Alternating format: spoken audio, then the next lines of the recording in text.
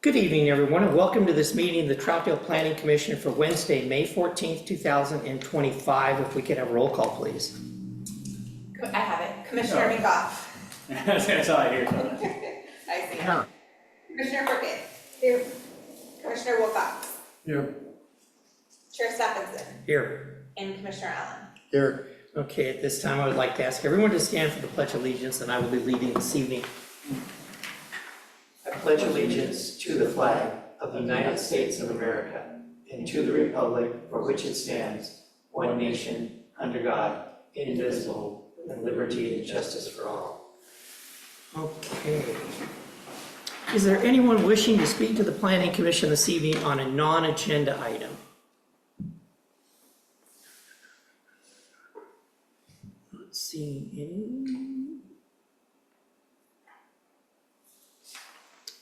Okay, and okay, did everyone receive a copy of the minutes from the April 9th meeting? Yes. Yes. Okay. Any comments, corrections? I didn't have it. Okay. Looking to Paul. I don't think so. I think it's by Paul. Okay. All right, entertain a motion to approve as submitted.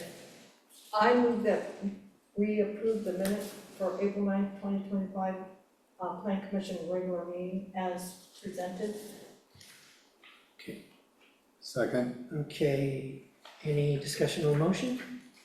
All those in favor signify by saying aye. Aye. Opposed? Okay, those carry.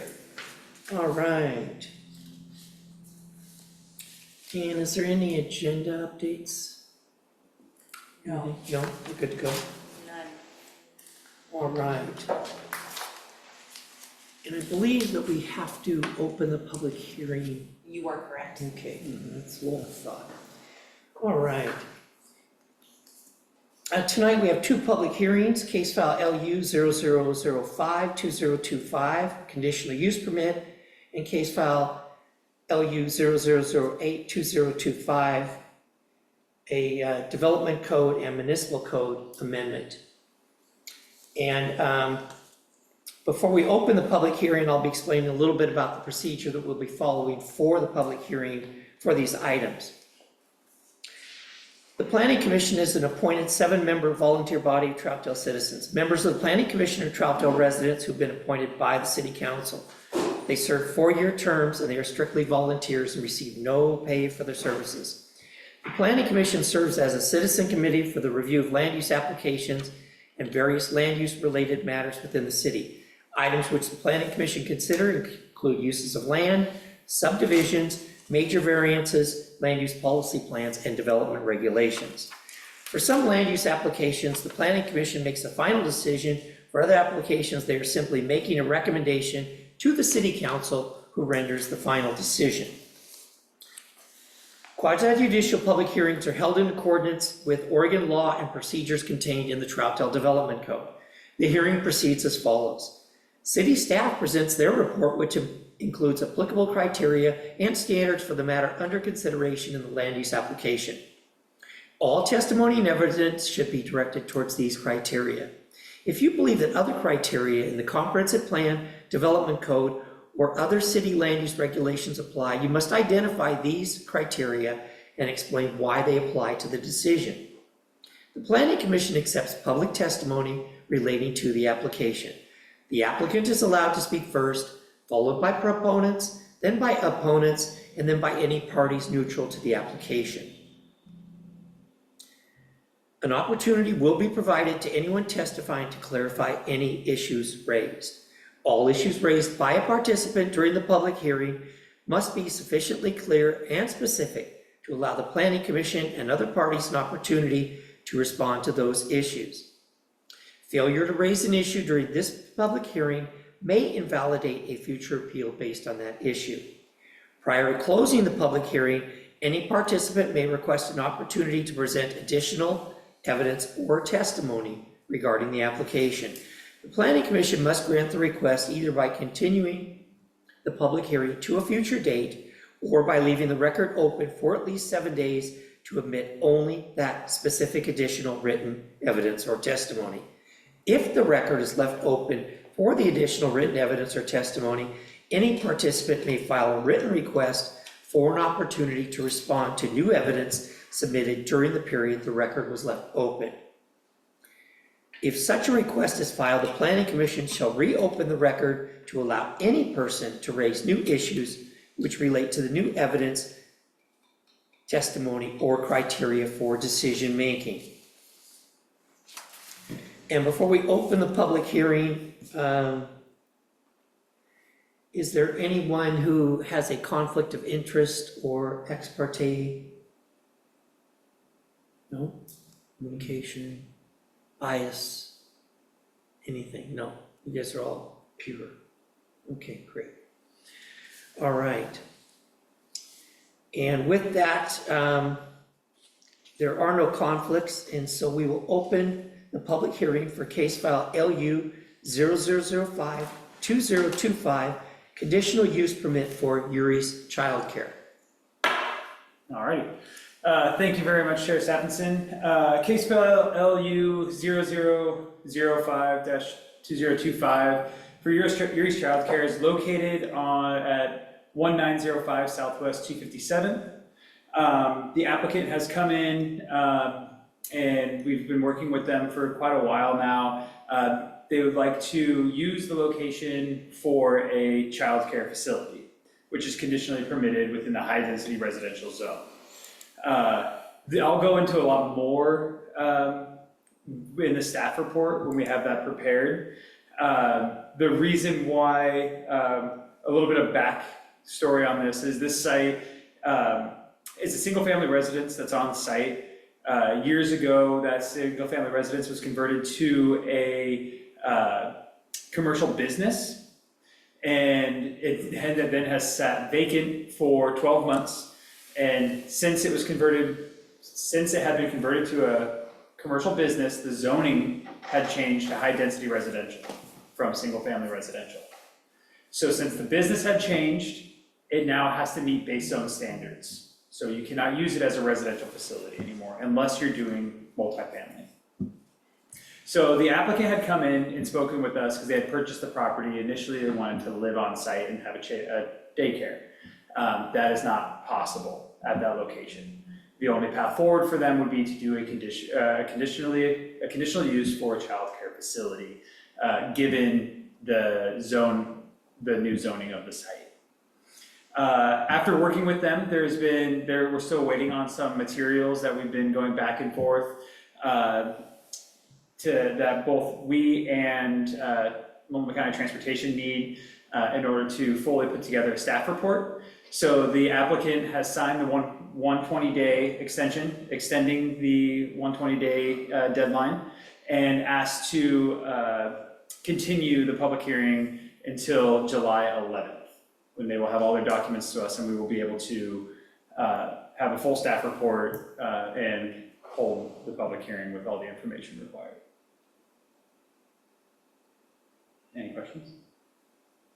Yes. I didn't follow what you were saying about the zoning change effects.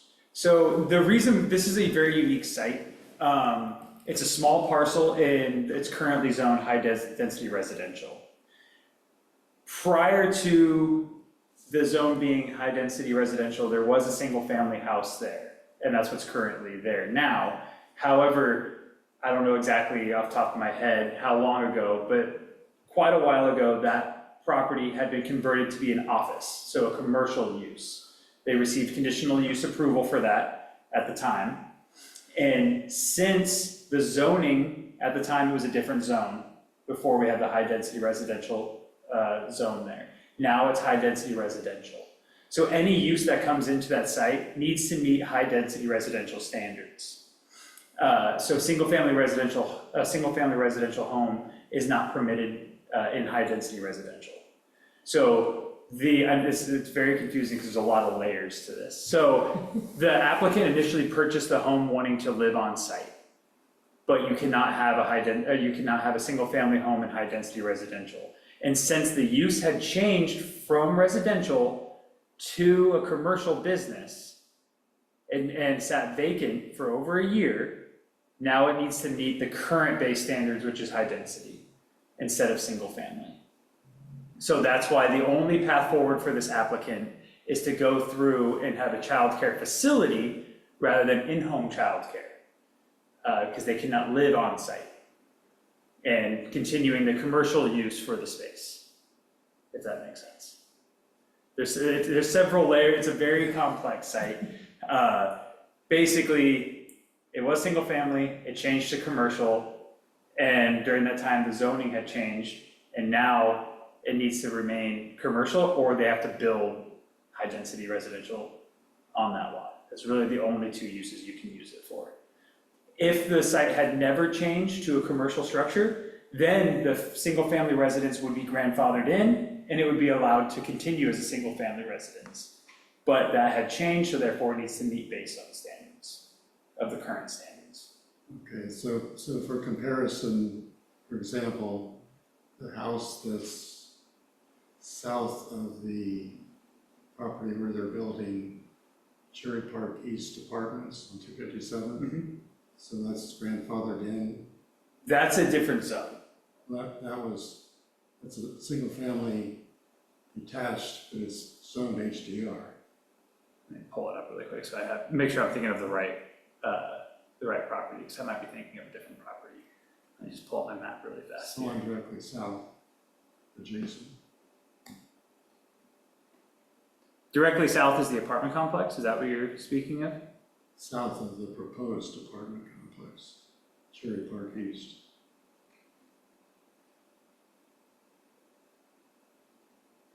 Between the apartment location and the medical offices.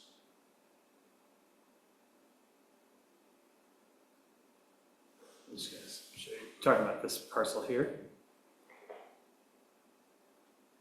I can't tell what you're looking at. So this is Cherry Park right here, and then this is 257th. Where this case file takes place is on this parcel right here. And this is apartment complexes down here. Are you talking about this is the conversion of the adult care homes into apartments? No, I'm talking about on the east side of 257. East side of 257. South Yeah, of- South of 16.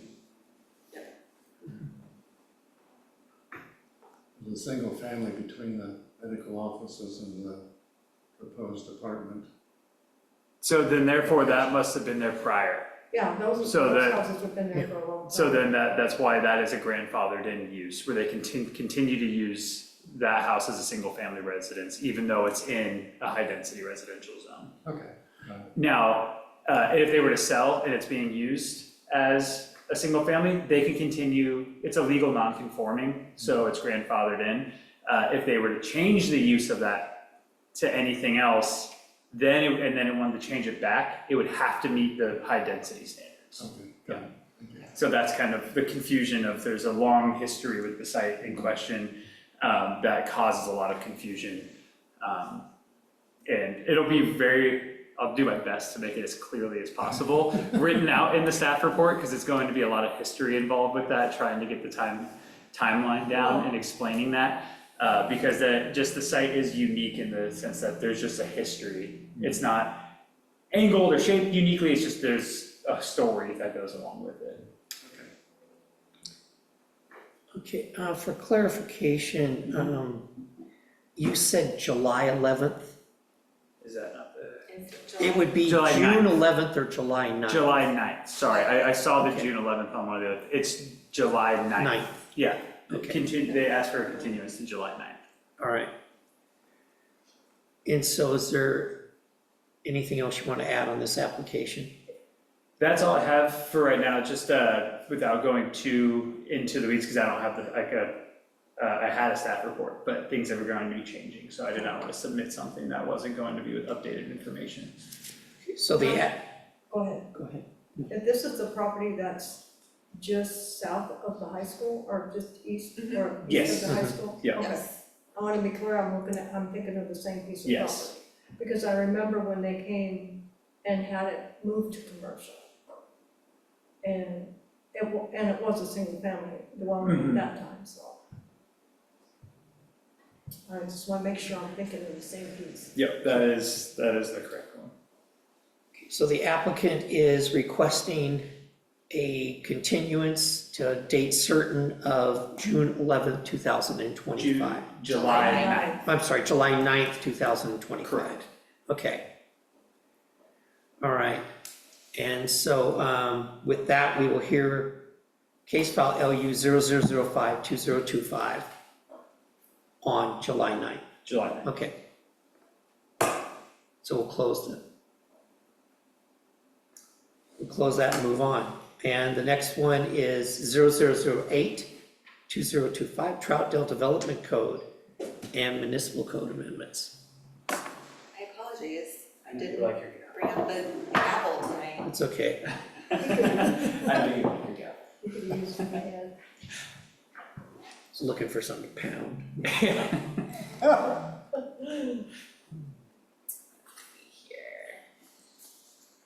Good evening, Chair Stephenson. Good evening, Commissioners. Erica Palmer, Community Development Director. Tonight before you,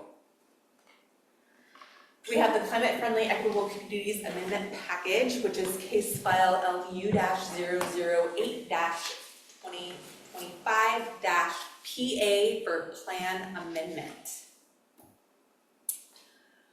So the application request before you, this is a city sponsored application, and here tonight for you to review and to consider is this package of code amendments for the climate friendly equitables and communities work. So the chapters in the Troutdale Development Code and Troutdale Municipal Code that are proposed to be amended are Troutdale Development Code Chapter 6, Chapter 8, Chapter 9, and then Troutdale Municipal Code Title 3 and Title 5.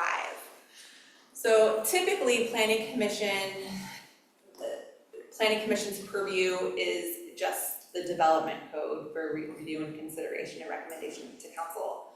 But since these new rules dealing with parking reform have some land use involved, we also included the municipal code for the Planning Commission to review as well. So we can send this entire package wrapped up in a bow to council all together.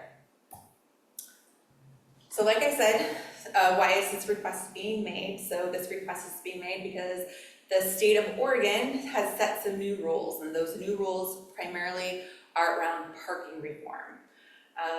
These new rules apply to cities with populations over 50,000 and all cities within the metro area.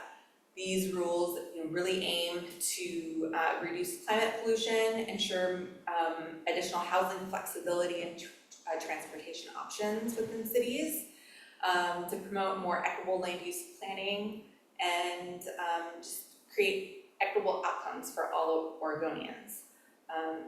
The parking reform came in two phases. We had parking reform A, which I'm going to talk about briefly here in just a couple minutes.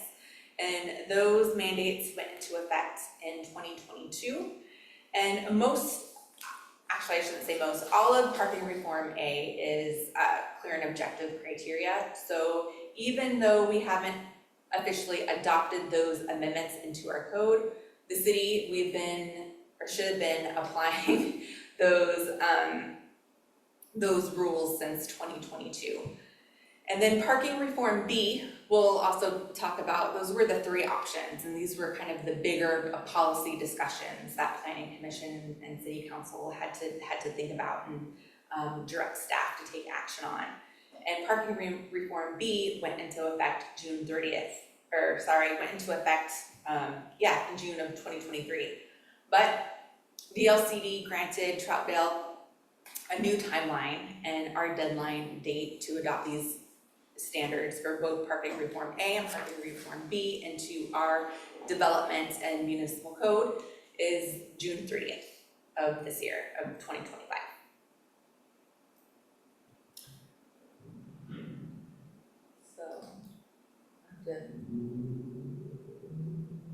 Move the little people on my computer out of my screen. So parking reform A, these are reduced parking minimums for specific types of uses. And so the city, we can't require more than 1 parking space per unit in residential developments. We can't require parking minimums for residential care, training, and treatment facilities. And then there's no parking requirements for a whole slate of different uses, as you can read on the slide. And that are discussed in the staff report. So parking reform A also talks about implementing best practices for parking. And some of these best practices include for new multifamily residential buildings to have electric vehicle conduit installed to accommodate at least 40% of vehicle parking spaces. So this would allow just the conduit, not necessarily like the plug-in to charge the car, so the conduit would be there, and the charging mechanism could come later.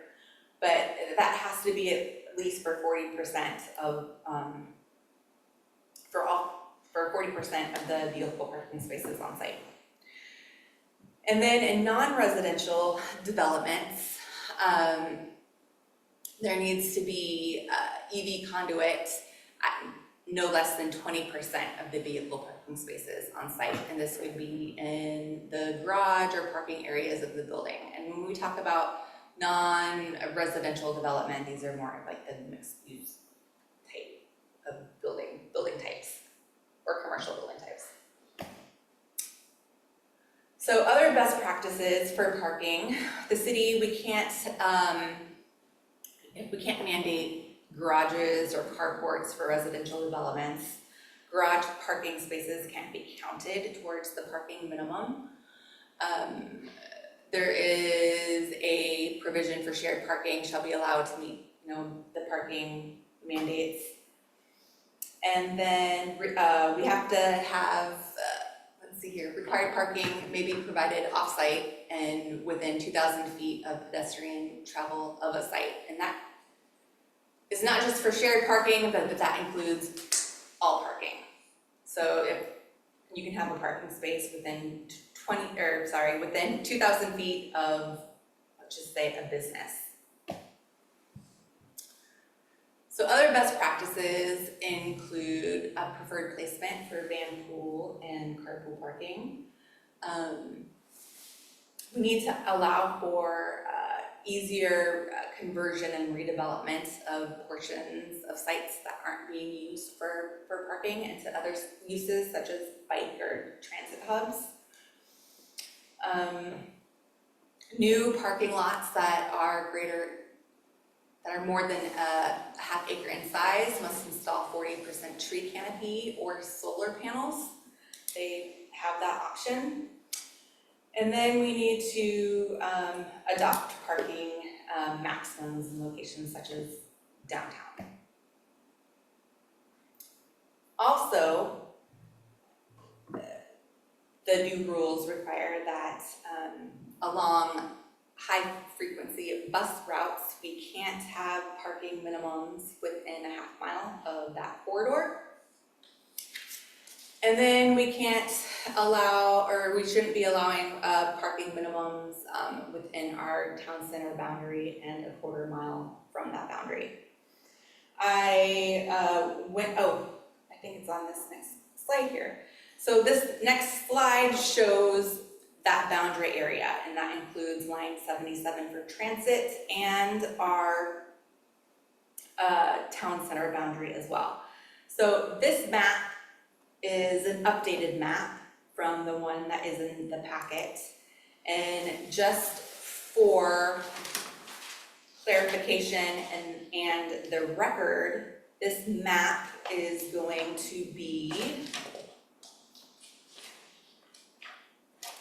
Exhibit E to the staff report. So the first map that was sent in your packet was missing a couple of parcels in the airport, the northern airport area. It was also missing some parcels along Corporate Drive and Dunbar that are located within a half mile of the transit boundary.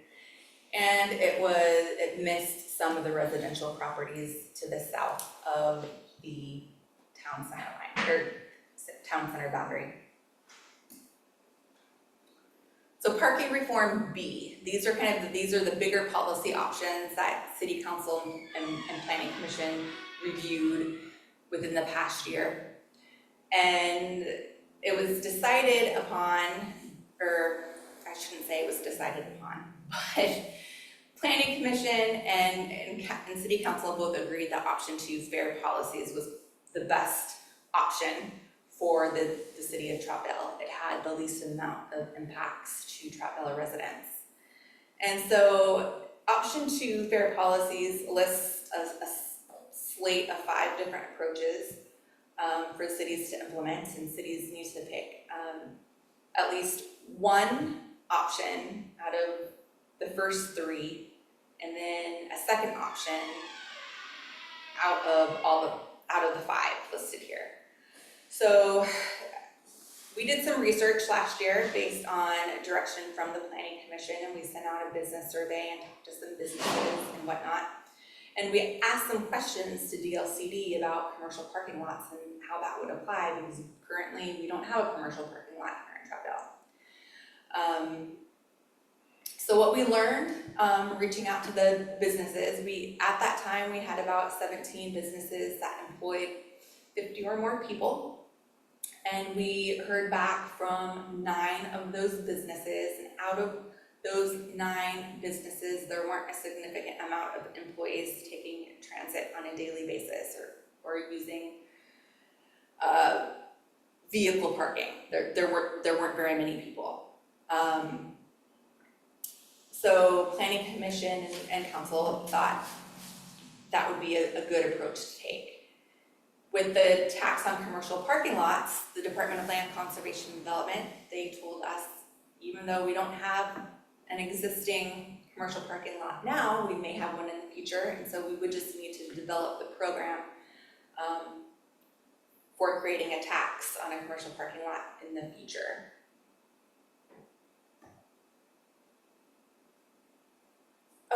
So like I said, this past year, like staff, we went out, we did some analysis, we provided the Planning Commission a map showing all the vacant parcels in the city.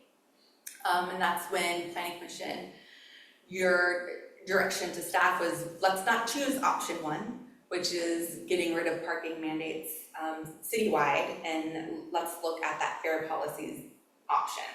And I took that fair policies option to City Council on January 28th of this year to get their feedback, and it was also their preferred approach. So parking reform B, number 3 and number 4, are the programs and changes to Title 3 and Title 5 in the city's municipal code and not development code. So this is the type 4 land use application. Planning Commission, you'll be making a recommendation to Council. Council is the final decision-making body. The City Council will have an introduction to this package of code amendments on June 10th. And then Council may choose to adopt the amendment package on June 24th. So we've also have done quite a bit of public engagement over this past year on these CFAC rules. We created a project web page on the city's website. There's been 1 or 2 champion articles in the city's newsletter. There's currently 1 out now that talks about the public hearings and what Planning Commission has reviewed this past year. We did a business survey. Staff gave presentations to the Community Advisory Committee and the Town Center Advisory Committee.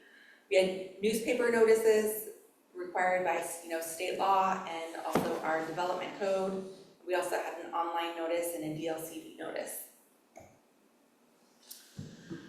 So this is the list of the text amendment approval criteria that's found in the Troutdale Development Code, A through E here, and they're all identified in the staff report, and all of the criteria have been met. So with that, after we get through questions and any public comments, we'll get to planning commission deliberations. And then we are looking for a planning commission recommendation to recommend approval of city council. You can motion to recommend any edits that we may make here tonight, to approve those edits and to recommend the package to city council. You may make a motion to deny the application, but that would also require you to make a whole lot of revised findings. And then a motion to continue the public hearing to a date certain. So there's your list of choices you can make this evening. So with that, I will answer any questions that the planning commission may have in regards to this. Questions for amendment staff? Commissioner Wilcox. Something just occurred to me about the EV conduit requirements. Yes. 40 and 20%. Is there any mention of actual charging station installation requirements? No, the Oregon revised, or the Oregon administrative rules don't talk about the charging stations themselves. It just talks strictly about the conduit. So you have to have the conduit that would go to those stations, but the stations could be installed at any time. They could be installed at the time of development or whenever they're needed. Or they don't have to be at all? Correct. Okay. But at least the conduit is there and the site is ready to accommodate those chargers if and when they're put in. Okay. Because I'm thinking to cover 40% of a parking lot, it's gonna take a lot of chargers. It could if Unless you've got a if big- it's a big parking lot, yeah. Unless you've got a very long extension cord.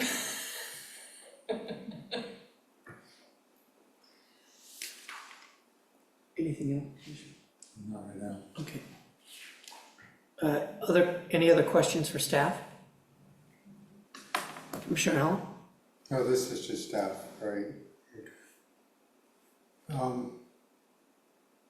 Before I take public comment. Yeah, I appreciate staff working this and getting us the best they can. Was there any mention to, is it DLCD? Mhm. Is there any mention to them that we already have and have had a parking problem in our downtown area? At least for all the time I've been involved with the city. And reducing the standards doesn't seem like it would make it better if we have this problem with our existing standards. Do you know if there is any dialogue with them, or are they amenable to moving at all, or? So these rules are the rules. We have to apply them, just like all the other cities throughout the state of, or the other cities in the state of Oregon that have to apply them. DLCD is aware that cities, it's just not Troutdale that has stated, hey, we already have parking problems, in our downtown areas, why are you making it worse? And,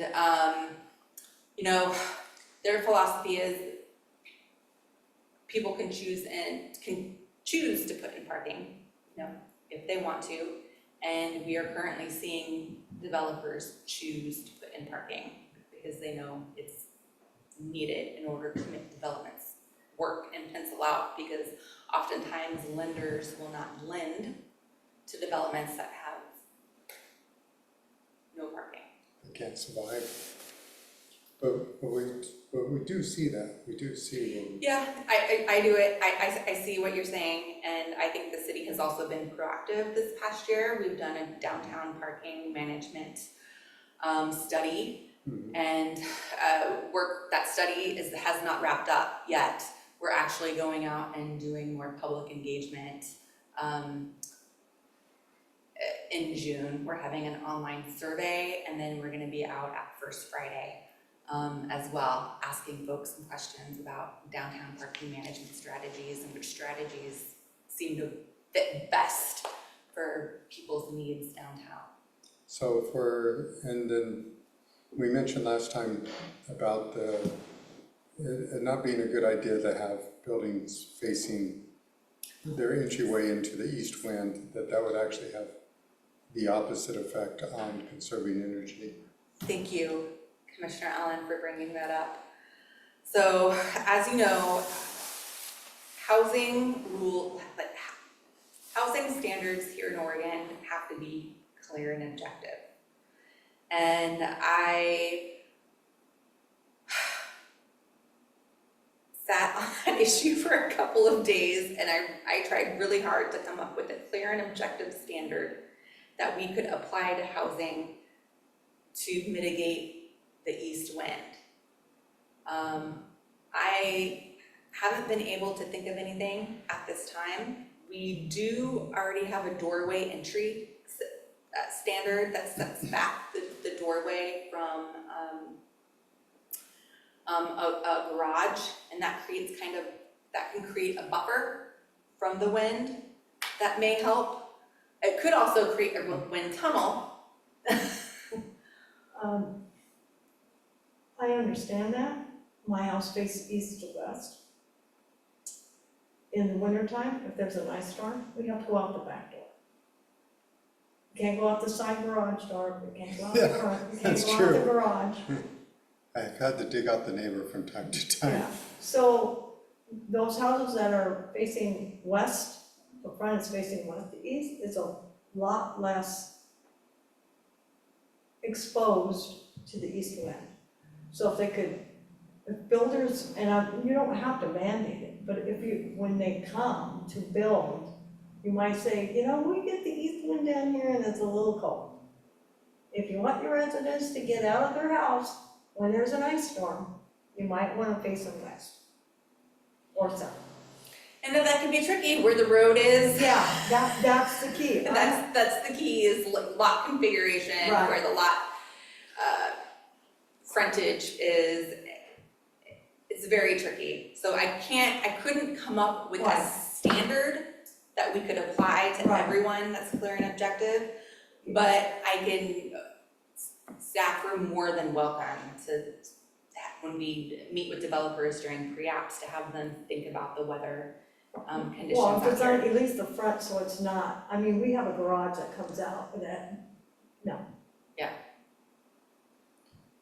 So we have a distance from the transportation corridor that creates a boundary, right? Is there any consideration that it's sitting on a hill? Because people have to walk up and down that hill? No? Okay. And then the last one that I had on this particular staff talk is,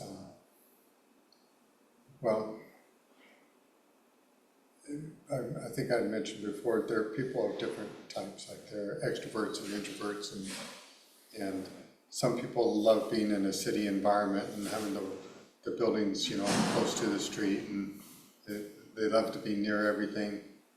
And then people who tend to be out here tend to like more open space. They feel more relaxed, less stress when there's some open area. Does the building really have to be right on the street? Is a parking lot really a barrier? No, so I didn't bring all of my code book tonight, but our code book does allow for flexibility. It does allow for some flexibility when it comes to, commercial uses and where those commercial buildings are situated on a lot. Mm-hmm. Yeah, I do know from some people that I've experienced in the past that claustrophobia is real. Some people have it. They feel closed in, it's hard for them. And you've got people who aren't claustrophobic that do tend to get a little more depressed when they're feeling closed in. Mm-hmm. And that's might be why they choose to come out this way more than be towards the inner part of Portland. So just something to consider. Good enough. Any other questions for staff? Okay. And is there anyone wishing to testify as a proponent to the application? Anyone wishing to testify as an opponent to the application? Any neutral parties wishing to testify? Okay, with that, take a motion to close the public hearing. I move that we close the public hearing. Second? Okay. All those in favor signify by saying aye. Aye. Okay, public hearing is closed.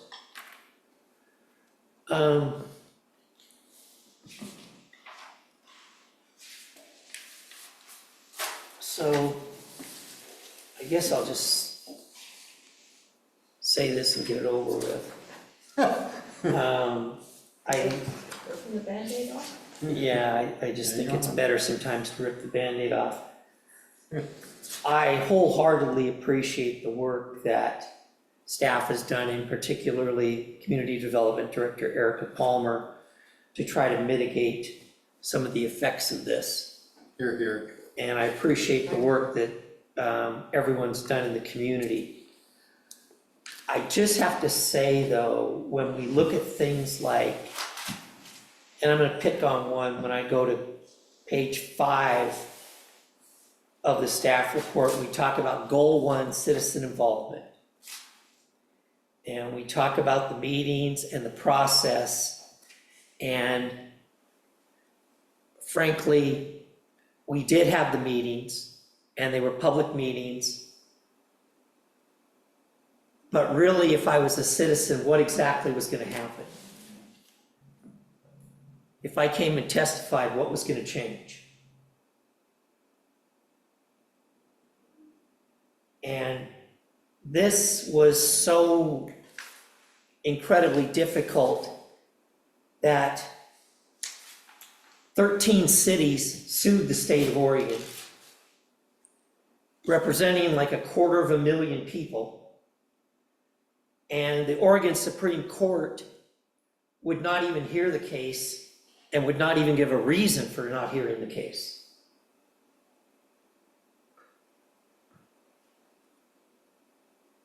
So I just want to say, I think from a community involvement standpoint and representing the people, it's pretty sad, in my opinion. And it's not anything that we could have done, but for anybody to sit there and think that, you know, in a community that's south of here a ways, we won't mention any names, but where, okay, we had community involvement. Did we really? You know, can we really say that we involved the community and did what was in their best interest? Did we listen to them? I don't think so, because it's a state mandate that came down and there really wasn't any negotiating. Even though staff found a way to make this as palatable as possible for the members of our community, and I appreciate that.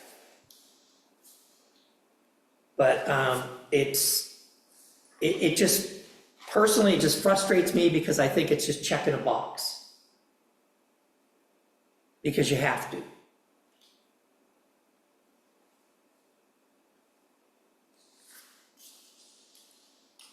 And so that's my soapbox. Also, when you look at the housing needs analysis, which is something that we reference in here, we talk about, right? What do we have? 280 units online since that happened, plus Home Forward, if I'm. So that's 280 plus another 81. So that's 360 units that we're meeting already of the 611 units that we were going to be short by 2040. But in the same token, we really haven't done anything as a community to address the 1,054 units that we are short on the higher end of housing. So although this is an equitable solution, it's equitable for whom? Not for all.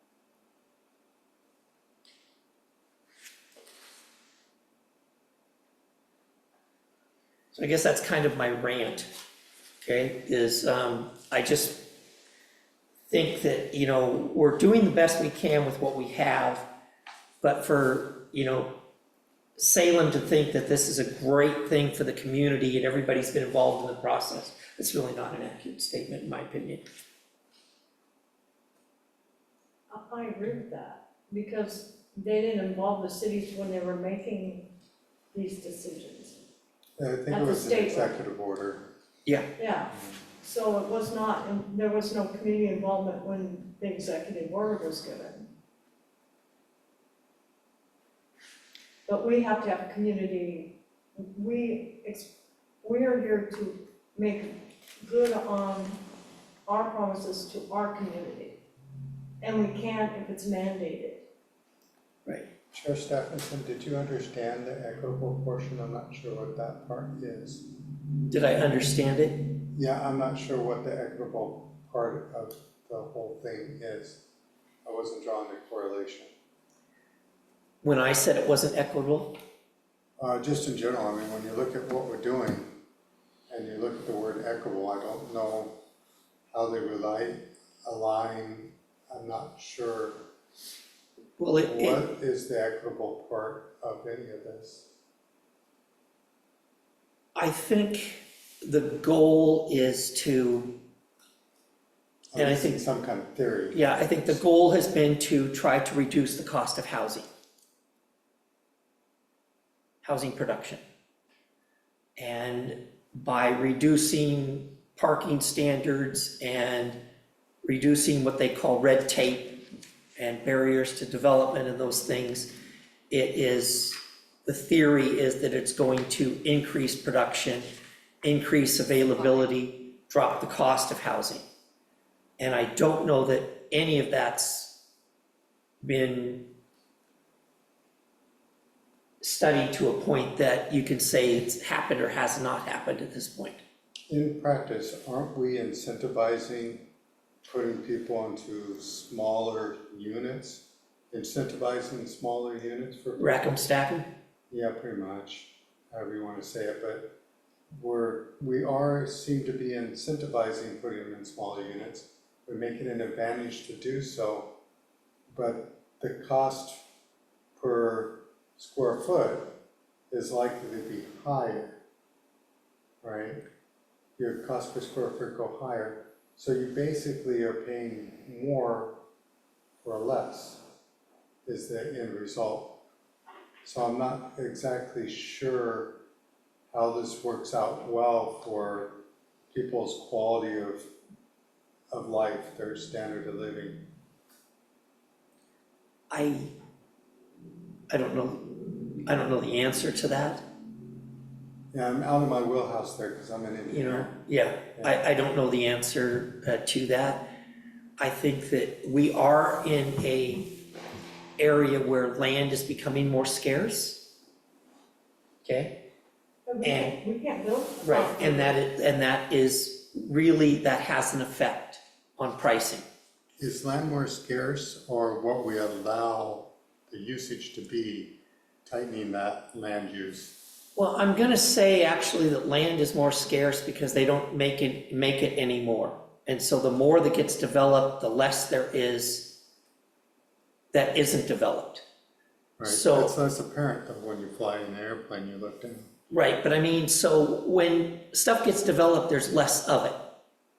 So I will say that I think there's some truth to there's less land that's available. The availability of land to do things with is less than what it used to be. Okay, general statement would work, yeah. I don't know that that's a restriction, but that would be a generally accurate statement. And I guess my point to that is it's just, it costs, prices go up when there's less supply. And I think that's something that we're all seeing economically right now.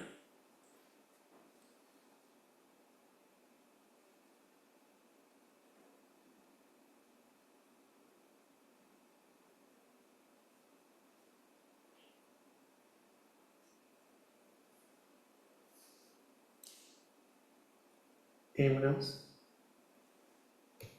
Had some questions on the paperwork, Go ahead. you ready for that? Yeah.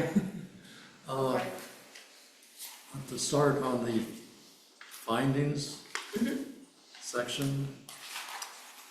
So we got 2 or 3 here.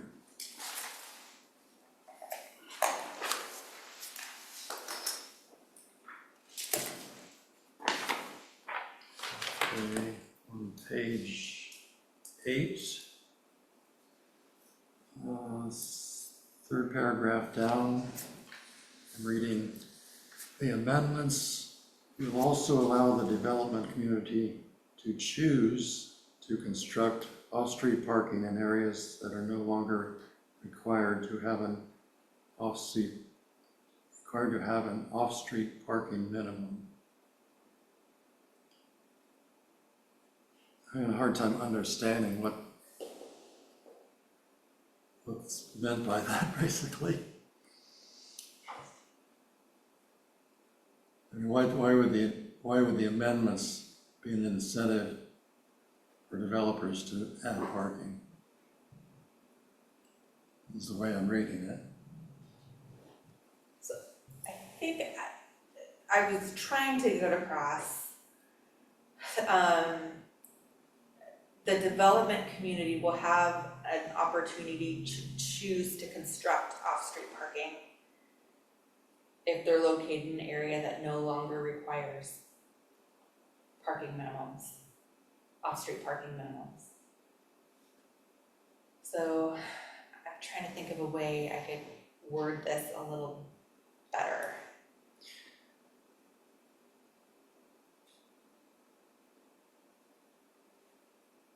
I guess if I could, it's just, the amendments aren't creating that though, right? Because that already existed. Yeah. Yeah, that's where I'm losing, but Right?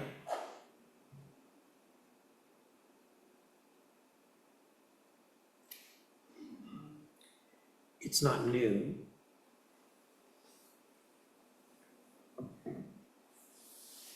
they have that option regardless of They the have that. amendments. They do have that option regardless. You can just strike out that sentence. And the other one I had on the same page, actually immediately after, the proposed amendments would not decrease the needed housing supply. I read that probably half a dozen times and I still can't figure out what it means. Yes, so, this relates to goal 10 housing, and so goal 10 says there's rules regarding housing in Oregon, and one of the rules is that we can't create standards that would reduce the housing supply here in Troutdale. So if we have a needed housing supply of 720 odd units for the 20-year planning horizon, we can't create standards that are going to reduce that number any more than it is. And none of these decrease the number. Correct. And that's kind of what you're saying. Yes.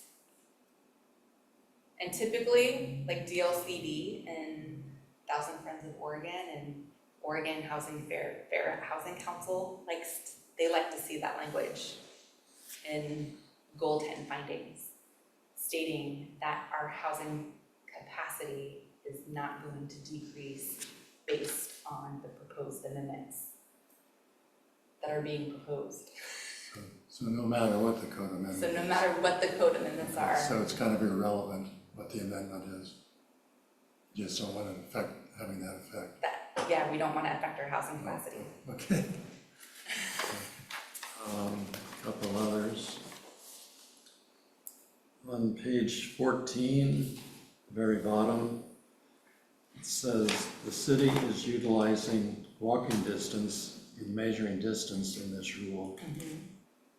Did you have an option to use line of Yes. sight? We did. So we had an option to choose the walking method, or we had an option just to draw a straight line and to buffer all the way around. And when we drew the straight line method, there were more parcels impacted here in Troutdale than the walking method. So the walking method kind of shrunk down the impacted parcels, and so that is so the walking method has the parcels on this map.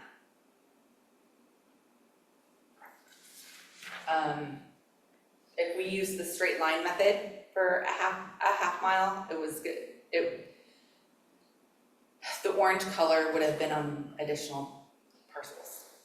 Well, you wouldn't do an arc though, you'd do a parallel line to the bus line, for example. Right? Oh You my don't, goodness. you don't draw a half circle from a single pivot point. So how it works in GIS, it creates, it would buffer a half mile out using a straight line method. As the crow flies a half mile. So that method impacts more parcels than the walking method does. Okay. I think it would work. And my final one on the findings was on page 15, and I think it appears on 16 also. It says a new 10% tax on the revenue from new commercial parking lots. I'm wondering if you need the word new in there. Nope. We can delete the word new. Okay, that appears again on the page on the top of page 16. Yeah. That's all I had on the findings.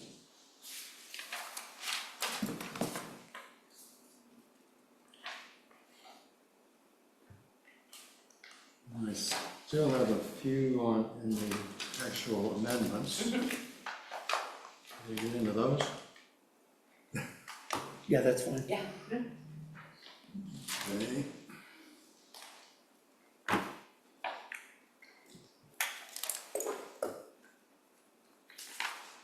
Let's see, the first one I had issues with right from the day it was inserted.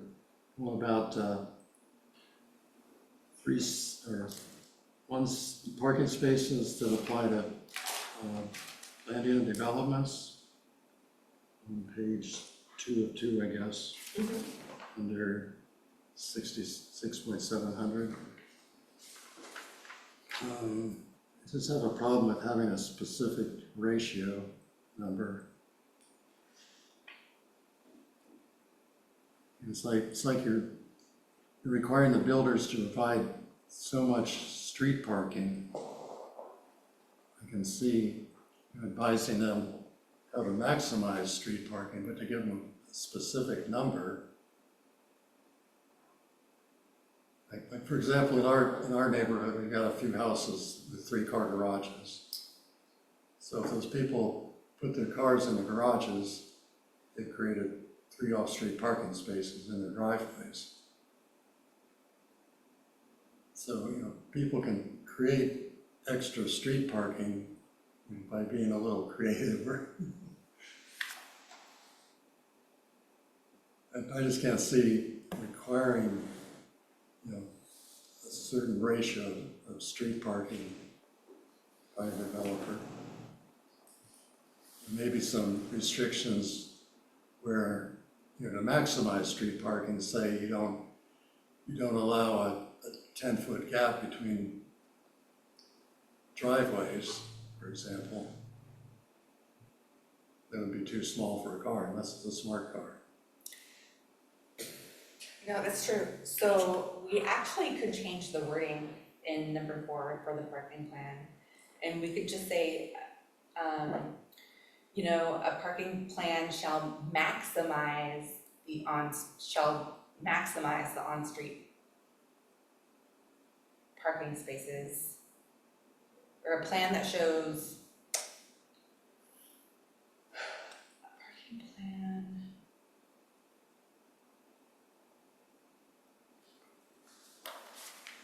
That maximizes on-street parking. We could leave it that simple, because then you see the plan and they're gonna have to show where the on-street parking spaces are in regards to curb cuts, fire hydrants, Right. clear vision areas, so we can keep, yeah. Is that a okay change for everyone?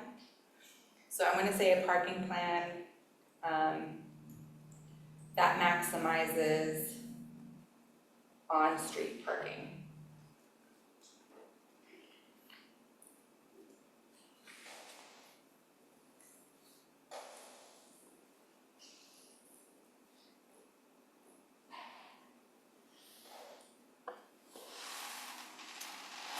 Okay, just got a couple more actually. On page 12, let's see, 9095B reads, required parking shall not be located in a required front or side yard setback area abutting public street except in industrial districts. For single-family dwellings, required parking may be located in front of a garage. Okay, What section, Paul? what's that? What section was it? Was it section 9? Yeah, page 12, yeah, chapter 9.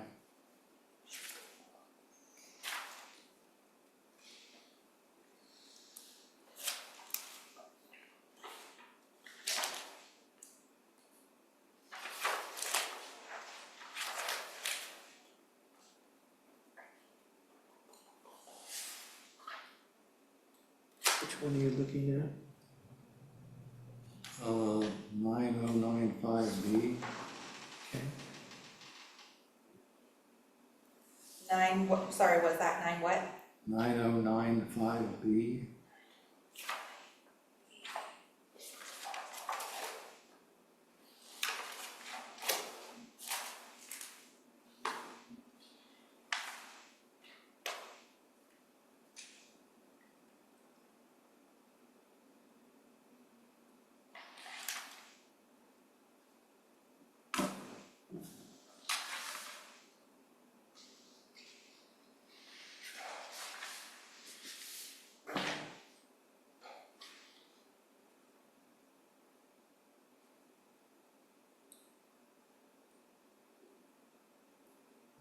Okay, I got it. Setbacks. Sorry. Okay, so required parking should not be located in a required front or side yard setback area abutting a public street except in industrial districts. For single-family dwellings, required parking may be located in front of a garage. Okay, Okay, the garage is what's satisfying the minimum parking requirement. So the way this reads is kind of almost encouraging people not to use the garage. It's okay to park in the driveway, not the garage. and this is some language that exists in the code now. Right, Isn't it more or less they can park in the garage and in front of the garage? And so they counted it as spaces, meaning you don't need to have as many spaces outside of the garage. The garage and the apron both count Right. right. as parking. Now, you're thinking about in practice, Yeah, how you but I would mean, shuffle the cars around, okay, if you had, right? say your minimum was two off-street spaces, then it would make sense if you had a one-car garage and a one-car driveway. Yeah, the goal seems to be to reduce greenhouse emissions by 75% by the year 2050, if I remember correctly.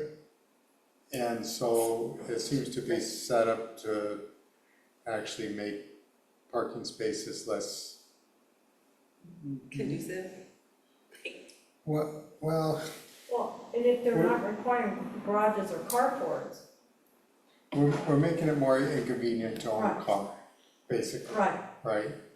A lot of the changes you see going on around here are to make it more inconvenient to own a car. And so you count the space in the garage, you count the space in the apron, you're done, if you just needed 2 spaces, right? But you're right, it doesn't make practical sense in the sense that you can't, how are you gonna shuffle things around? Am I missing something? You kind of lost me. I lose myself. I'm a high analytical, sorry. But those do count. They don't invite me to parties. You're saying you don't want to count them? I wouldn't count a driveway as a parking space. Don't we have to? When you have a garage. Is that required? The apron? Well, for housing, they're gonna have to show one, they have one parking spot per unit. Now, when it comes to garages, I mean, this is specific to single-family detached, right? It didn't say detached. I do know there are townhouse developments, for example, I don't know of any in Troutdale. There are some around where you'll have an alley between 2 townhouse buildings back to back. There'll be an alley access to the garage, but there's no driveway. So you either park in the garage or you don't park. Yeah, well, I know what You don't you're park. Right, saying. but the alley wouldn't count towards parking. no, You can't park in the you alley. can't park in the Right. alley. You can't park in the alley. Right. All I was saying is you're thinking practical use. The whole goal here was to make it more inconvenient to own a car. Right? So I don't think they're gonna wanna make that change, however, I don't know, can we ask? I think that's what she's looking at, is whether we can even ask.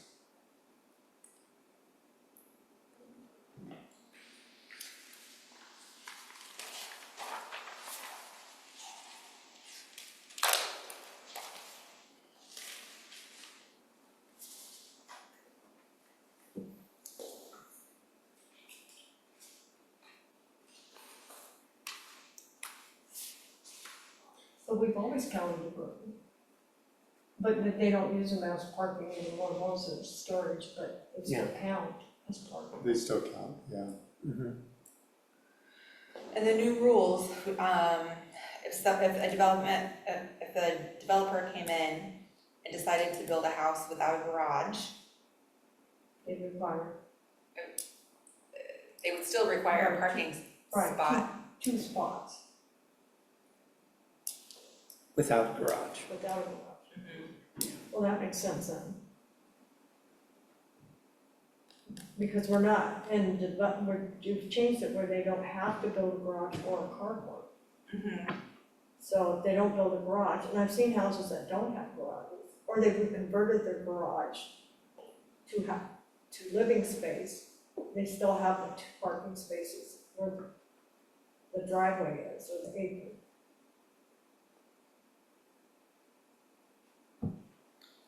You're right, and that's not really a change for us, right? Other than if we require fewer spaces, it becomes more important, Right, or it's not really considered in the calculation anymore. and we have duplexes that have single garage and have enough for 2 cars to park. Yeah. My wife leaves before me, so she's gonna wanna get out of there. But that also means out of a typical day, she gets home before me. So our cars will always be out of order. Right. Maybe we can go ahead and strike that sentence. I'm gonna, What would be the result? I mean, what do you think the result's gonna be? What would they do to us? I think it's gonna have a significant result. Either people are gonna park in their garage, people are gonna park in front of the garage, in their driveway, or they're gonna park on the street. I don't think it's gonna have a significant effect if we were to strike that sentence. But you would feel Commissioner better, Wilcox is Commissioner saying. Wilcox, if it was gone. Right. You would sleep better. Okay. Practically it'd work better. Okay. So what you're saying is, starting with for single-family dwellings, that's what you'd strike out, Yes. Yeah. okay? Hey, mission accomplished. All right. Hey, one more. This one's a little odd. This one's under 3.40, commercial parking lot local tax. Page 1, I think. My page isn't numbered.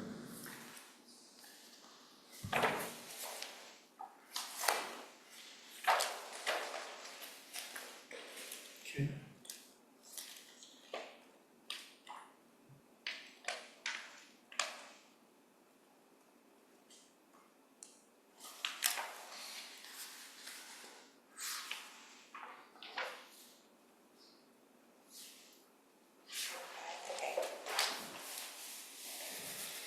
Chapter 3.4, commercial parking lot, Okay. local tax. Okay, at the very, very bottom of the page, number 340025. Mm-hmm. B3, all advertised or posted parking prices and the words tax included are stated in the same medium, whether oral or visual. If oral, it's substantially the same inflection and volume. What's meant by oral? Is that a legal thing? Are we gonna have, So this is like, have this is talking a parking legal, meeting? yeah, so this is legal, so ADA requires that, you know, if you have a device that is telling people, well, I'd be worried what the about post- blind people parking their cars. Sorry. no. If they're self-driving, they can. There you go. There you If go. they're self-driving, they can. I hadn't thought of that, you're right. That is hilarious, though, have to admit. Oh my gosh. Yeah, and it's typical like ADA, like standard language. Okay. And I have to say that our legal attorney did. Did bless it. He did review and bless all this language in the new code and for the municipal code. Sorry. Kind of throw- Oh, I'd hug you, but it'd be highly That was inappropriate. hilarious. But I don't know if I'd want a self-driving car. Parking. Okay, that's all I have. Okay. Next, Chair Staff, Commissioner Allen. if I may, from what the state is trying to accomplish, I can see some form of success in the higher residential areas. However, I see it counter to their actual end goal as this gets applied to businesses. Case in point, what am I going to downtown Troutdale for? Most likely I'm going for coffee, or I'm going shopping around, or I'm going to go eat, right? Those are kind of the major things, maybe the salon or cut my hair or something. Dental. Yeah, there's some purposes for it. But when I look at my major use, it's gonna be get coffee. Now, I can't see myself actually fighting for a parking space or waiting for a bus line, thinking that, oh, I would like a convenient cup of coffee. I'm gonna wait out in the rain or the cold or whatever. You know, we get that small period where it's nice weather, for a bus to come by, to take me downtown, so I can get a coffee, to wait another hour for the bus and maybe get back home. It kind of defeats the purpose of a convenient cup of coffee. It's not gonna happen, right? So I can see some of, You could get an e-bike, yeah, I could. that would solve the Buxton problem. And it won't solve the weather problem, but the Buxton problem. Oh, but trying to hold the coffee on the bike, maybe I can use a stop. Okay, I'm just saying it's not gonna happen. And so the end result is you get fewer trips in the downtown area, which means that businesses struggle more to survive. Now, I'm an engineer, and we're working on changes in technology in automotive industry to make them more efficient. Even if you look at what we have today, so a couple weeks ago, I was working on my Prius to make it more efficient. I'm a geek. I'm working on making it more efficient. It's amazing how much more technologically advanced that is than say when I was 16 doing the same thing. Well, we have further plans going forward, but that requires that the area has some economic viability and success that people can actually buy the newer technology. Because once you depress an economy, people don't have as much money floating around the system. They're not going to be purchasing the newer vehicles as fast. And so that slows adoption, which is counterintuitive to the 2050 goal. So I'm not sure that that's really actually intended, but that's likely what's going to happen. I don't know if you can treat them differently. It kind of sounds like it's a one-size-fits-all. But you can see what I'm saying. I'm not waiting for a bus to go downtown. Well, and somebody's not gonna wait for a bus for an hour to ride up to Safeway, Right, do the grocery shopping with all the bags, and put it on an e-bike. or put on an e-bike, or wait for a bus when the wind is blowing 40 miles an hour down the gorge in the middle of winter. Right, It just, it's not efficient, 9 months because out we of year, don't it's a have problem. that we don't have that availability or the room Mhm. for that kind of amenity in downtown Troutdale. So people have to travel away from the downtown area to get their shopping, grocery shopping. I don't see this working out well for us in the future. There may be a backlash, which is going to make further adoption of better technologies even harder once you hit backlash.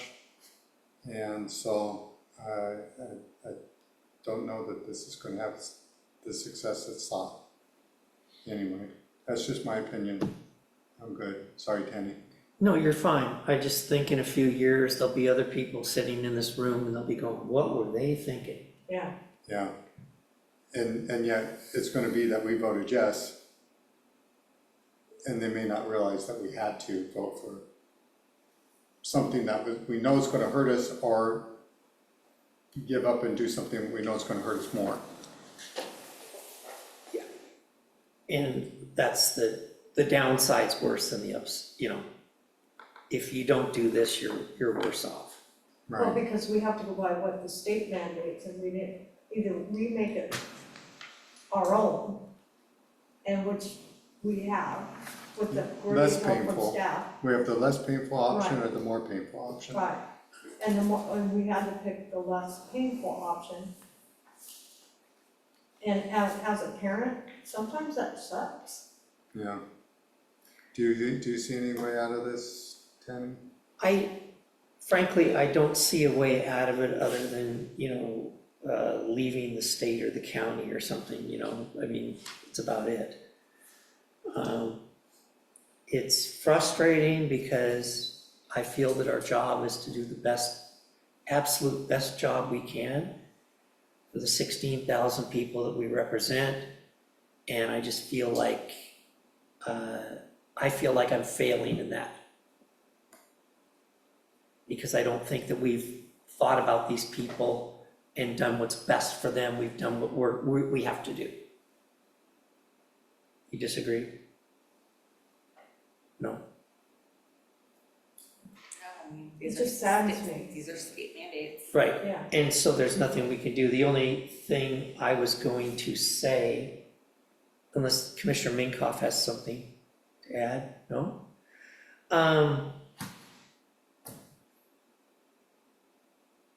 You're sitting down, that's good. Can we make a recommendation with a statement?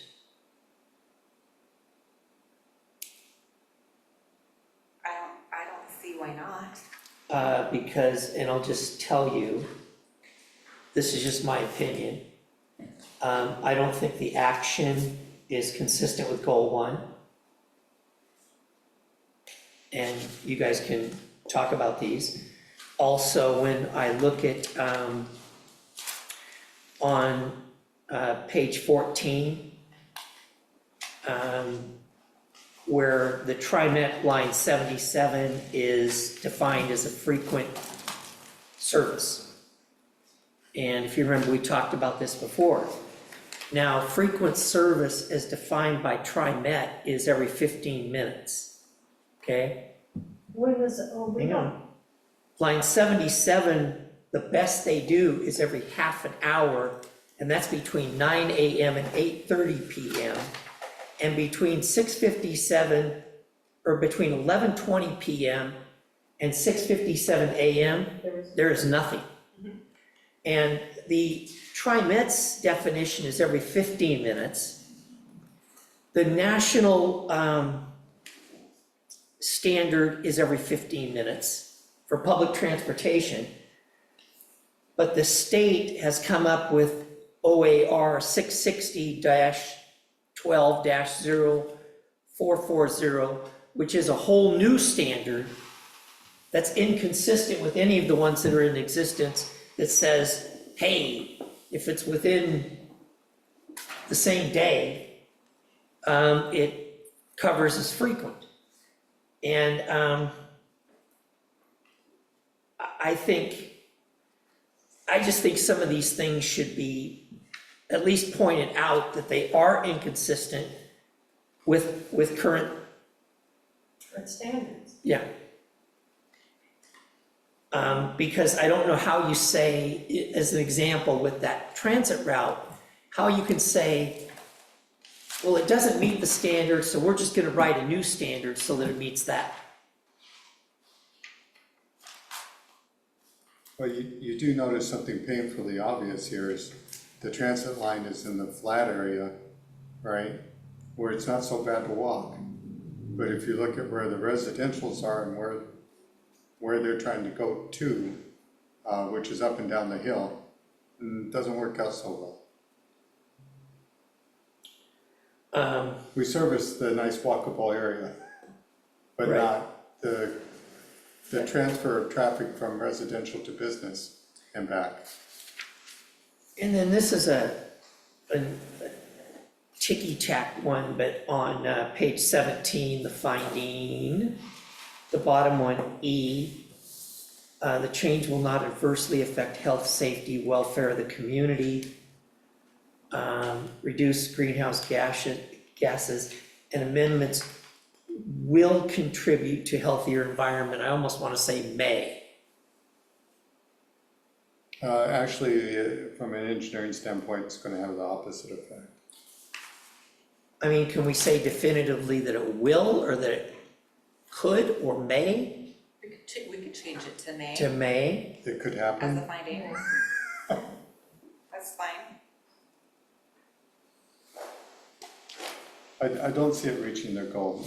Maybe, yes, like I said, some form of success in the higher residential area, but And I think I also too would like us, you know, and I can write this up, but just a comment that where we are as far as housing as a city. Because I think we're ahead of the curve at this point. I think you would agree with that?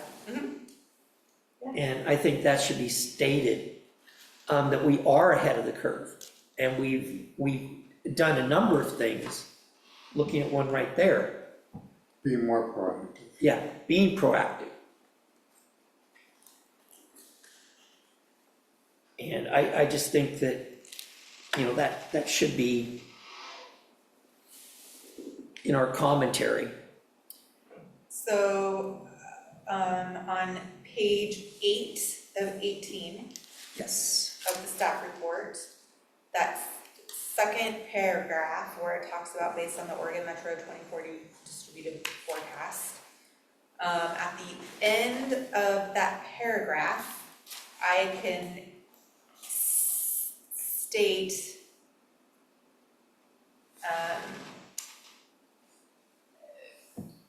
that the city has produced like over 200 units since our housing needs analysis was completed in 2020. Right, our housing needs, well, and I think it can even be separate, it can be in a commentary from the planning commission, Tout our successes. Okay. Yeah, that's a good idea. if that makes sense, rather than rewriting your findings. Would that be easier? I'm gonna step out, go to the restroom, I'll be back. If we just did this as like approve, we make a recommendation to approve, but have the following comments.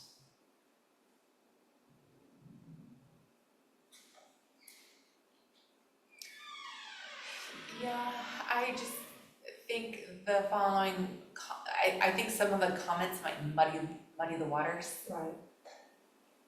if they're not actually in a finding, if they're just just a comment. Well, they would tie into, right? It would tie into the findings. But when we approve something, don't we have to put it in the findings? If we want to make that statement? No, we can make the statement independently of the finding.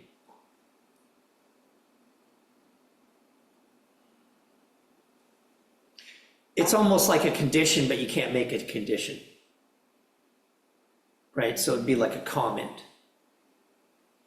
But isn't it a finding that we do actually have more than, we are ahead in our planning? I mean, we're ahead of what we're required to do that. Yeah, I think I could just add a simple sentence that states, since our housing needs analysis, the city has created, over 200 additional housing units. Yeah. Do we have that right? Is it 280 plus home forward? I don't know the exact number Okay, off the top of my head.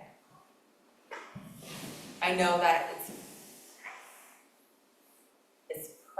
most likely it's probably over 200 units. yeah, because Fox Ridge alone was 162. Right. So it's gotta be at least, yeah. And what else we have? We have Kennedy Park. And was Eagle Ridge, was that in 19?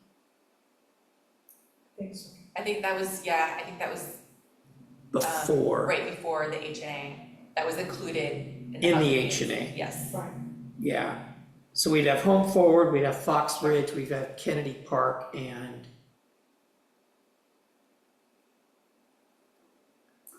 any others. I can't think of any other large ones, can you? There's a development over by the Shell station of housing. Some townhouses. Over here? Yes, I know. Where Halsey and Right. Historic Highways. Right. splits. Right. If you went on the historic highway side. Yeah. Yeah, What's the Okay. timeframe we're talking about here? How far back are we going? to 20.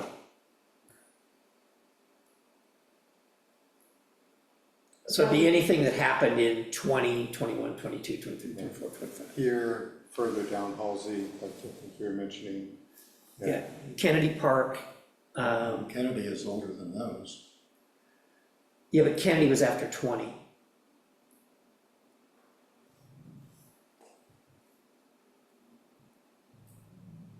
So what time frame are you going by?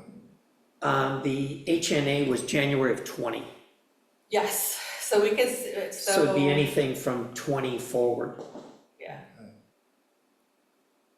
I would keep the statement fairly general on that. I would state that since the adoption of the housing needs analysis in 2020, the city has produced over 200 units that have been constructed to meet housing needs.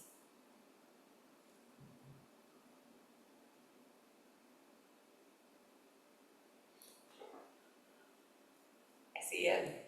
Shirley shaking her head yes. Yeah. I think it's, well, we're gonna refine the number, correct? Because I think it's well I over. can find the exact number, I can't, but or we can just state over 200, because it has been over 200. Well, I think it's probably even over 3. But the only reason I say that is Fox Ridge is 162, Home Forward's over 80, that's over 2 right there. Right. Not including Kennedy Park or the townhouses that Commissioner Wilcox was referencing. Yeah, it's not adding up for me either, right?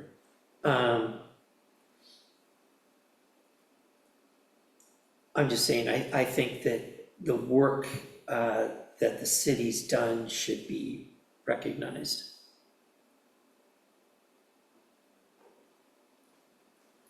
I can make that a placeholder for the exact number of units. Okay, and then say that probably what the 86 for Home Forward would be income restricted.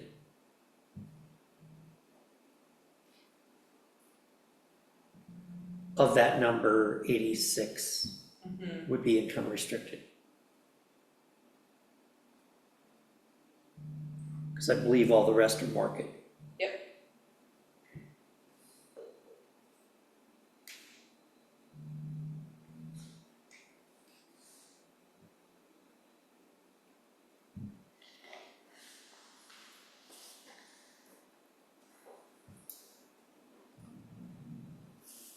I think those ones across from Edgefield, the current name's actually Lancaster. It's isn't it? Lancaster, that's right. Make it easier to find them. It started as Kennedy, right? It started as I think so, but I Kennedy. know exactly Yeah, what you were talking about. sorry. That's when it was gonna be something different, and then it kind of morphed over time.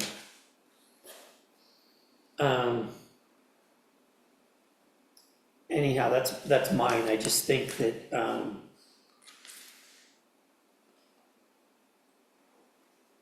as this goes up the ladder, I just would just like a statement that, or at least, and I can go testify about this as a citizen, just that I don't think, although we have to do this because it's a mandate, I don't think it's consistent with comprehensive plan.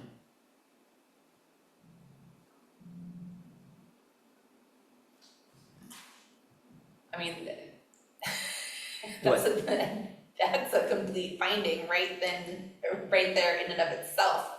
And if the whole commission finds that the amendments are inconsistent with the comprehensive plan, That could be a finding. I'm not saying I wanna, we couldn't adopt because we can't Yeah. have things that are inconsistent with the comprehensive plan. I'm not trying to throw I know. a wrench into the I- bucket. I'm just saying, for me personally, You could, I have trouble tying the knot. Chair Stephenson, you Yeah. could. But what would that do? Would probably get us in trouble. I would think. We'd end up with the state mandate instead of our own.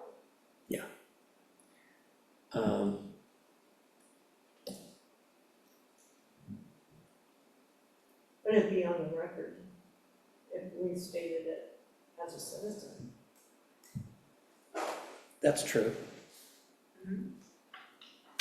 Yeah, my wife can tell you I was thinking about different timeline possibilities. And what was disturbing me is no matter which possible future it went down, this doesn't work out well for us. Yeah. It's a this is a no-win situation. Although I think that, thank you staff, we've done the best we can of mitigating it. Although, yeah, I agree with Tammy on that. yeah, And it doesn't mean, I would agree. and yeah, this has to go before, I mean, So this has to go to council, but Right. I mean, if I looked at this, and I'm sorry, Ms. Palmer, but if I just looked at this, if I looked at the development code, the comprehensive plan, and this objectively, I don't know that all the dots get connected. How's that? Well, it is a valid concern. I think you can show up at city council, voice your independent. Thought for the record. Yeah.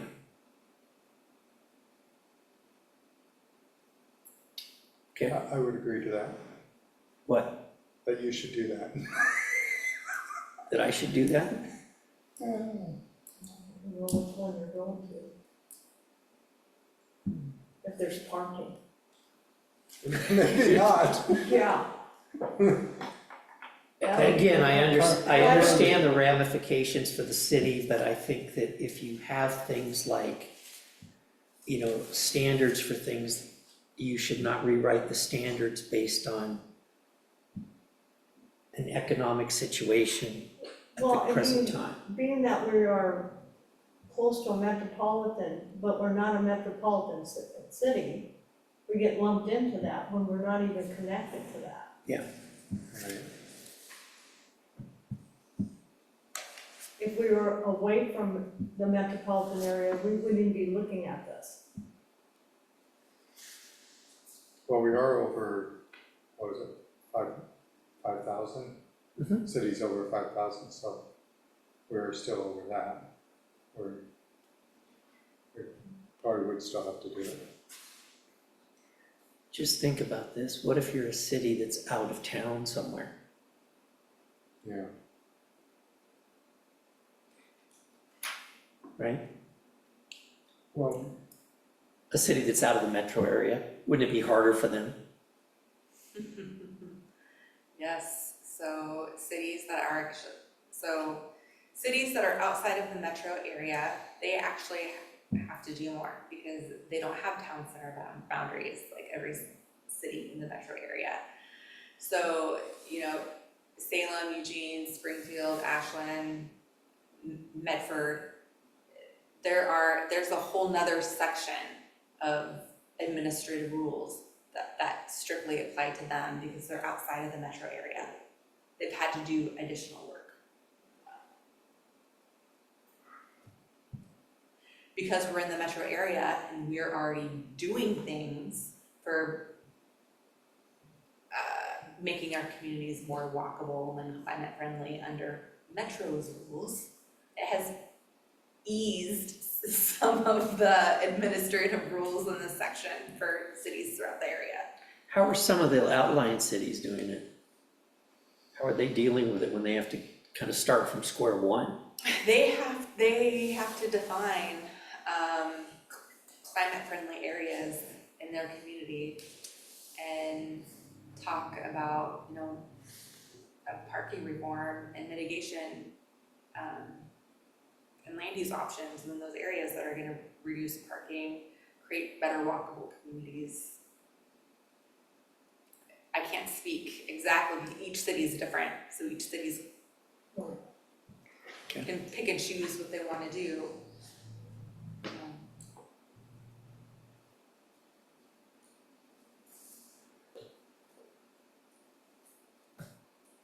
And no, I'm not asking for a finding that it doesn't, okay, meet.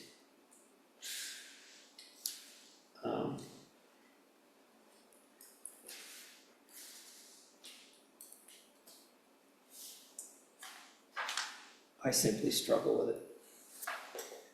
I have no time reading. Yeah. But with that said, so you're not in favor of like a a little memo going with this, right? You're just saying testimony? I think that would work better. I think, if you want to show up and provide your individual testimony to city council, you can. And, I would do that instead of writing a memo, because I think that writing a memo would, again, muddy the waters. I think, if the commission comes out as a whole and says these are inconsistent with our comp plan, we shouldn't be adopting them. They're state mandated. Yeah.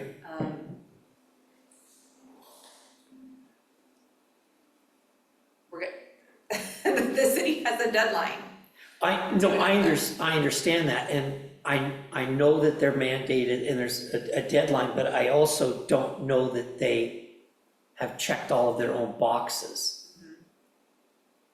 And I guess that's my point. Yep.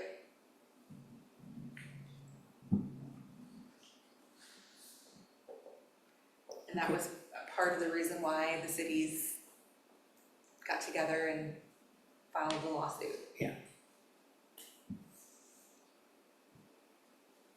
Which didn't do them any good.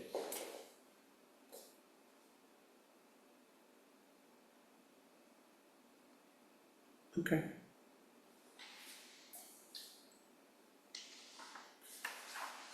Chair Stephenson, Yes, I agree with Michelle. your sentiment. So, just so you know, I'm fine if you represent me. If the other members of the commission feel the same way, then I don't know that you have to represent as an individual. You may be able to represent as a commission, but as has been cautioned, you do have to realize that. well, that's entirely up to the body. I've stated what I think should just be pointed out. Not that I expect anything to change, but I just think it, for the record, me personally, I'm going to feel better by saying, hey, we just noticed that this isn't consistent, and we noticed that we didn't feel this met this standard, that's all. Yeah, and I'm saying, I agree with you. I Okay. don't know what the rest of the commission does. Okay.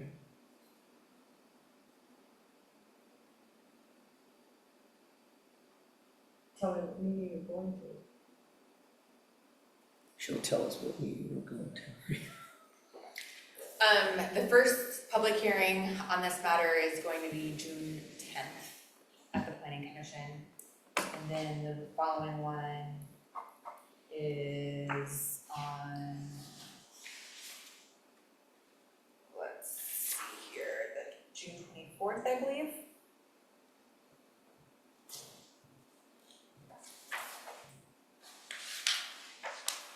Usually go to the first or the second, probably the second, right?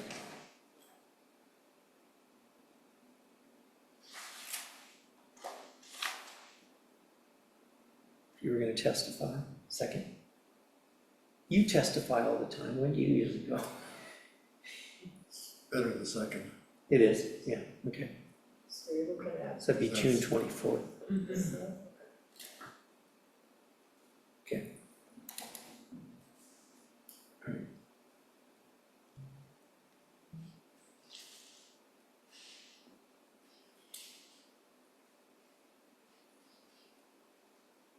Again, I think you've done an excellent job. I want to be clear about that. Oh, yeah. I will agree with that 100%.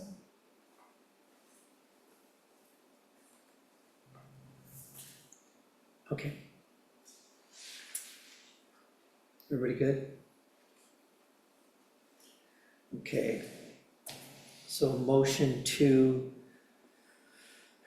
recommend LU 00082025 to city council as amended. I second. Or you want us to say that? Yeah, you, Okay. I recommend that we forward this document to the city council as amended.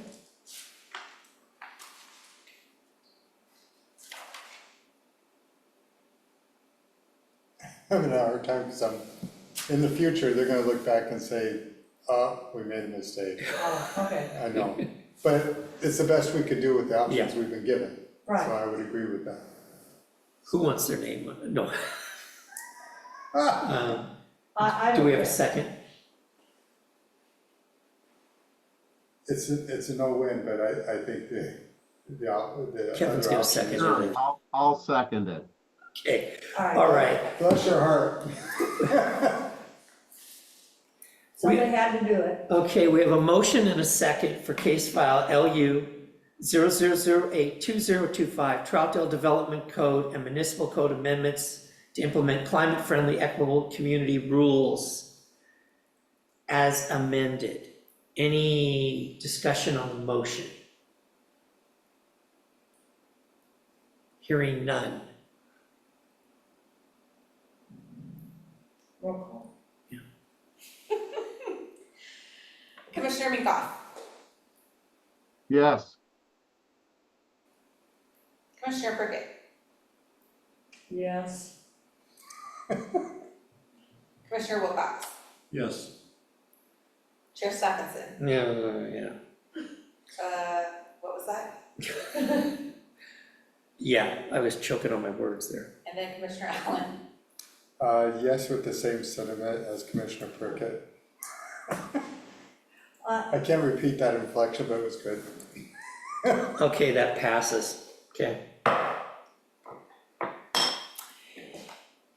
To Commissioner Allen's remark about if people come back and look at this I'm gonna be 10 dead. years, 10 years down the road, I feel the staff report really reflects that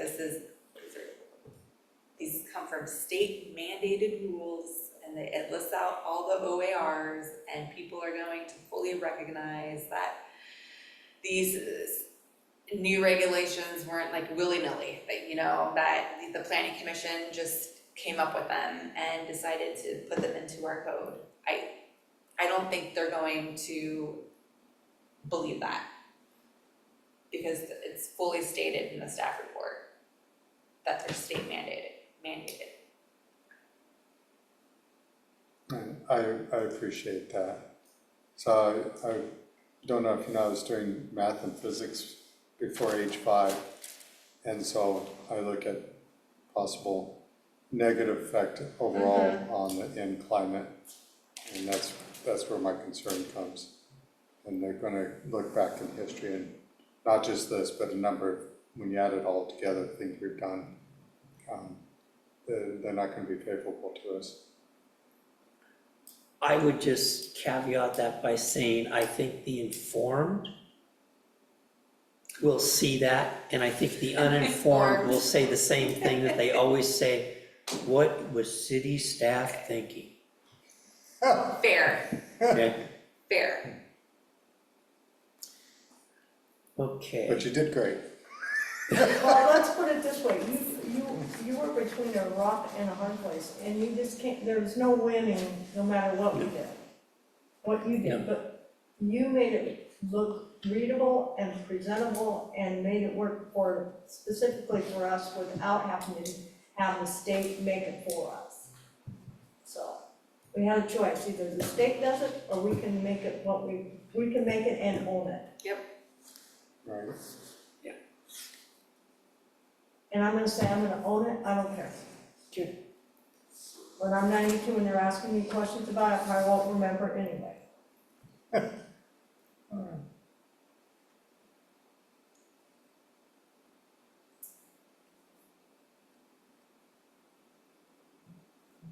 Are we on to staff communications? We are. Sorry, I was just waiting for you. An update for the RFQ process. So we are going to be holding interviews with our one development team on May 29th, later this month at 1:30 p.m. here in this room. It will be on Zoom, so if people wanna log in and watch, you can do it that way, or you can watch the next day when we post it to the city's website. And then after we hold that interview, the next step is that TCAB will have a meeting on June 3rd at their regular time at 7 o'clock, that's a Tuesday. City council does not meet that night, so we can utilize this room and they'll debrief with the interview panel and decide from there how they would like to proceed.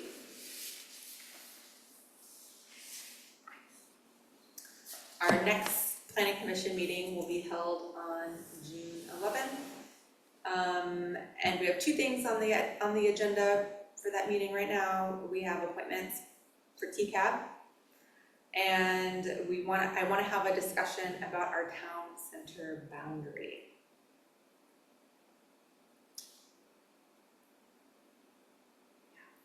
So that's it. Okay. All right, Commissioner Minkoff, you get to go first. I would like to ditto what some of the commissioners have already said. Thank you very much, Erica, for your hard work on this. I think that to address the issue very briefly of public communications, once again, I'm going to state that it seems that the CAC should have a stronger role in communicating this information to the public. Yes, it's the city's responsibility, there's city websites and the newspaper and blah, blah, blah. But I think that a lot of what you're concerned about, Mr. Stephenson, Chair Stephenson, is that yeah, we're pigeonholed, we're restricted, our hands are tied. We had to make the best choice available. There was no other choice. The state mandated a choice. Yet if we can communicate that to the public, that we made the best of a bad situation, then it's going to go a long way to calming the public's concerns later on that, like you said, what the heck is city staff doing? Well, we should in the future get ahead of that steamroller and figure out better ways to just more transparency and communicate this situation and this information to the public, to our citizens. That's all for me. Commissioner Allen? I spoke enough, I'm showing you mercy. Move on. Commissioner Wilcox? Okay, what's the composition of the group, the city group that's meeting with Ethos? I don't need names named, but Oh, just the composition, so we have two folks, the breakdown. the breakdown, we have two folks from TCAB, two counselors,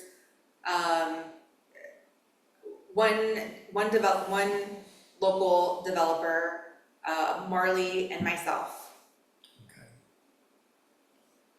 And one other thing I have is on your, what's that thing you sent out forward, Oh, the forward-looking calendar, what's it called? the forward-looking calendar. Okay.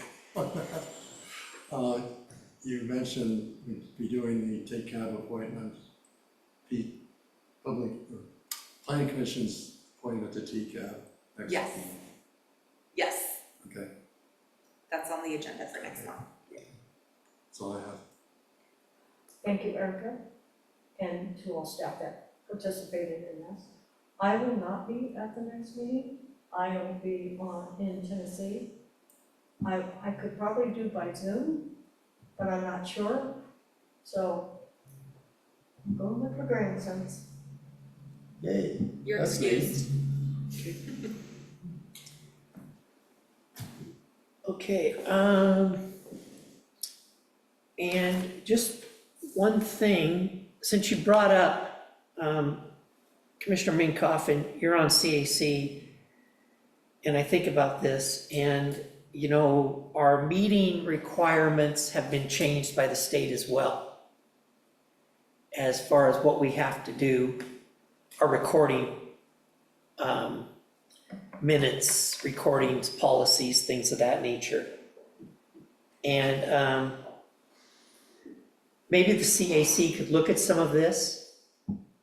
Because like you look at, last month, we talked about CFEC for 2 hours. And if you really wanted to know what happened at that meeting, you've got to go watch the tape. In my opinion. Do we know our current tape retention? It's pretty good, isn't it? I think you can get to Forever. anything, yeah. Yeah. But I guess, I think Zoom's gotta be better than, East County Metro. They erased theirs after a little while. but I guess what I'm thinking is if I was a citizen and I wanted to know what happened, am I gonna go watch a 2-hour meeting? Or would I read the minutes? I don't know. Well, I did have this discussion with Paul, not knowing it was gonna come up tonight, but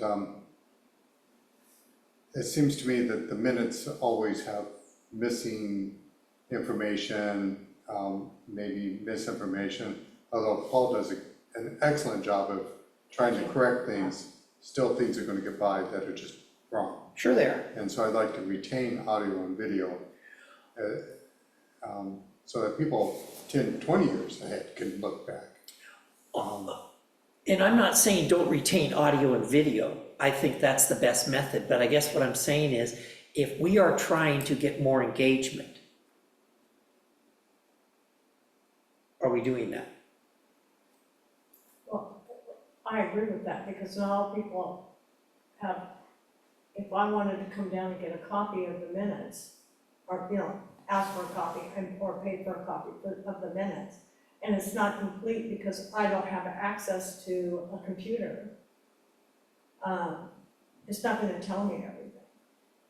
I mean, our minutes used to be longer.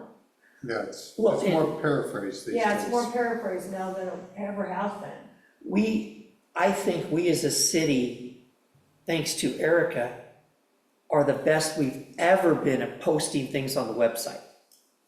Oh, yeah, for Meetings that sure. are coming up, the content, what's going to be discussed.